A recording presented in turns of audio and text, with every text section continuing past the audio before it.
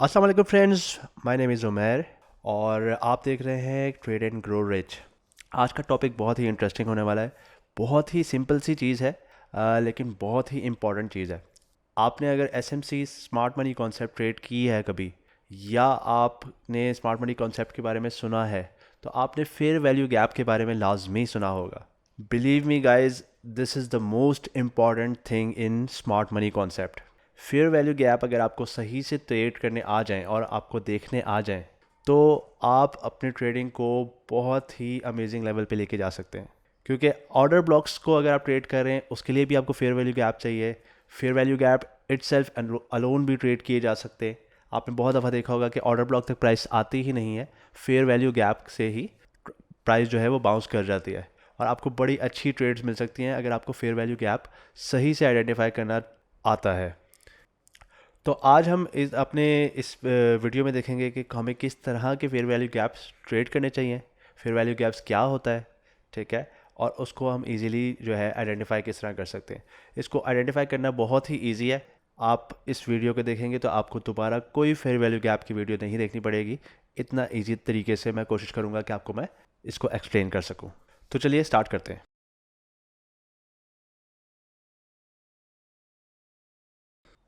तो सबसे पहले हम देखते हैं कि प्राइस एक्शन किस तरह से मूव होता है। अब आप यहाँ पर स्क्रीन पे देख रहे हैं, लिखा हुआ है हेल्दी प्राइस एक्शन, और आप देख रहे हैं कि प्राइस मूव हो रही है। इसमें कोई आपको गैप नज़र नहीं आ रहे। यहाँ पर मैंने देखे हैं ये 1 2 3 3 कैंडल्स का कॉम्बिनेशन होता है जिसमें हम फेयर वैल्यू गैप ढूंढते हैं, ठीक है। अब इसमें अगर आप देखें, फर्स्ट कैंडल है रेड, सेकंड ग्रीन कैंडल है और थर्ड कैंडल जो हमारी दोबारा से ग्रीन है। लेकिन इसमें आप ये देखें कि जो आपकी थर्ड कैंडल है उसकी जो विक है वो फर्स्ट कैंडल के साथ मीट हो रही है। दैट मीन्स कि there is no fair value gap, ठीक है। अब हम देखते हैं फेयर वैल्यू गैप के एग्जांपल। तो ये सिंपल सा कॉन्सेप्ट अगर आप अपने जहन में बिठा लें तो आपको फेयर वैल्यू गैप देखने में कभी भी प्रॉब्लम नहीं होगी। तो ये फर्स्ट कैंडल हमारी है, ठीक है, ये सेकेंड कैंडल हमारी, और ये थर्ड कैंडल। अब थर्ड कैंडल का लो देखें और फर्स्ट कैंडल का हाई देखें, और इसमें ये आप देखें कि सेकेंड कैंडल जो है इसमें गैप आपको क्लियर नज़र आ रहा है। आपका जो थर्ड कैंडल का लो है और फर्स्ट कैंडल का हाई है वो आपस में मीट नहीं कर रहा। जबकि अगर इधर आप देखते हैं तो फर्स्ट कैंडल का जो आपका हाई है और थर्ड कैंडल का लो वो आपका मीट कर रहा है एक दूसरे के साथ। तो यहाँ पर हमारे पास कोई एफ नहीं है और यहाँ पर हमारे पास क्लियर एफ है, ठीक है। तो ये बेसिकली एक सिंपल डेफिनेशन है फेयर वैल्यू गैप की। आपने 3 कैंडल्स का कॉम्बिनेशन हर जगह पे देखना है। ये मैंने आपको बुलिश साइड की एग्जांपल दी है, बेरिश भी इसी तरीके से आपने देखना है। आपने फर्स्ट कैंडल देखनी है, सेकंड कैंडल देखनी है और थर्ड कैंडल देखनी है। थर्ड कैंडल का जो लो है और फर्स्ट कैंडल का हाई वो आपका बुलिश सिनेरियो में मीट नहीं होना चाहिए, ठीक है। और बेरिश सिनेरियो में इसी तरीके से फर्स्ट कैंडल का जो आपका लो है और थर्ड कैंडल का जो आपका हाई है वो आपका मीट नहीं होना चाहिए, ठीक है। सिंपल से इस तरह से आप इसको आइडेंटिफाई कर सकते हैं फेयर वैल्यू गैप को।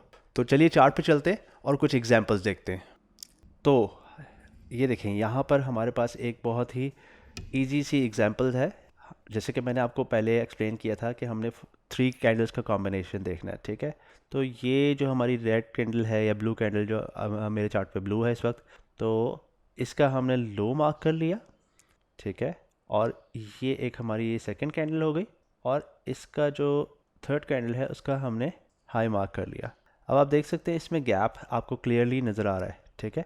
अब कई जगह पे ये गैप काफ़ी बड़ा होगा, उसको हम बेसिकली इम्बैलेंस कहते हैं।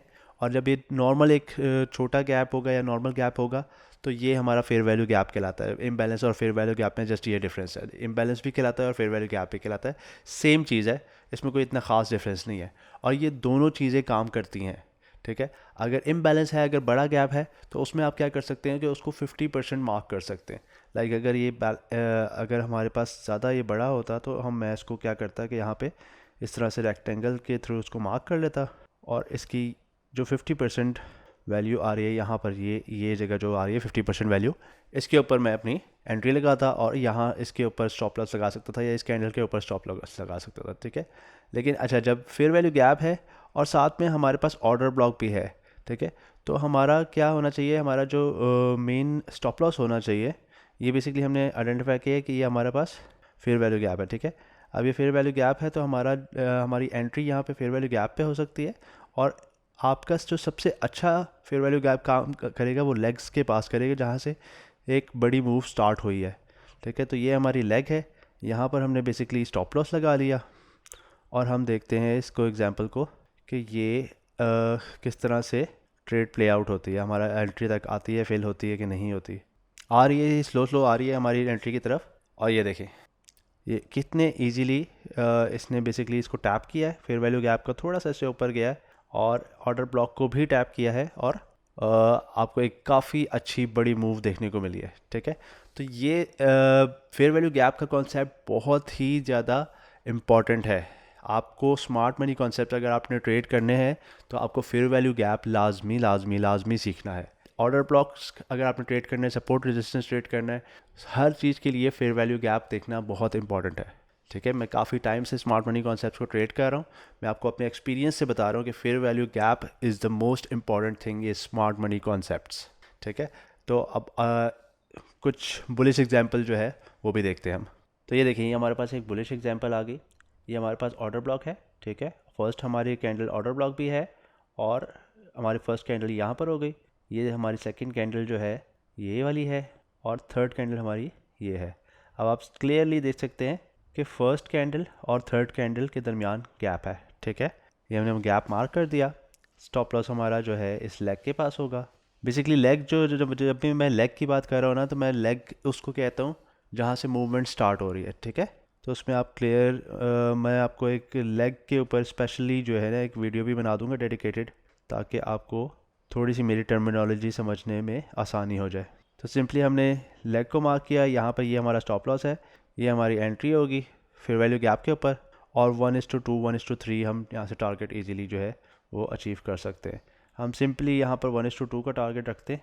ये हमने लॉन्ग पोजीशन यहाँ से लगाई, और 1:2 का टारगेट हमारा यहाँ पे बन रहा है, ठीक है। तो लेट्स सी कि किस तरह प्ले आउट होती है। ये एंट्री हमारी फेल हुई, और ये देखें कितने मज़े से इसका टारगेट आपका जो है फेल हो गया, ठीक है। तो आई होप कि ये कॉन्सेप्ट फेयर वैल्यू गैप का आपको क्लियर हो गया होगा।